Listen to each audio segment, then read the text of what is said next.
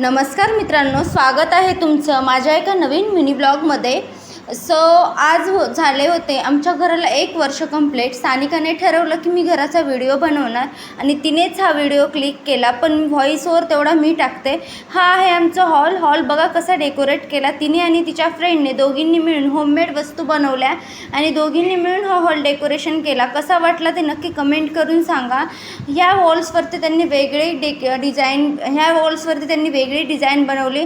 त्यानंतर इथे वेगळं काहीतरी आयडियाज त्यांनी टाकल्या। त्यानंतर इथे आहेत आमचे अखंड आदिवासी समाजाचे दैवत ते म्हणजे बिरसा मुंडा यांचा फोटो। आता जात होतो आपण लिव्हिंग एरियामधून देवाच्या रूमकडे। इथे आहे आमचं देवघर, बघा किती प्रसन्न वाटतंय। देवाला पुढे दिवे लावलेले आहेत, त्यानंतर बाप्पाचा फोटो, स्वामींचा फोटो, त्यानंतर वाल्मिक ऋषींचा फोटो, बालाजीची मूर्ती वगैरे सगळं आहे। त्यानंतर इथे आहे आमचं wash area, washroom bathroom attach आहे ह्या साईडला। त्यानंतर इथे आहे आमचे किचन, प्रचंड सुंदर असं। आई आमची असं म्हणजे नीटनेटकापणा, आई आणि पप्पा दोघांनाही नीटनेटकापणा आवडतो।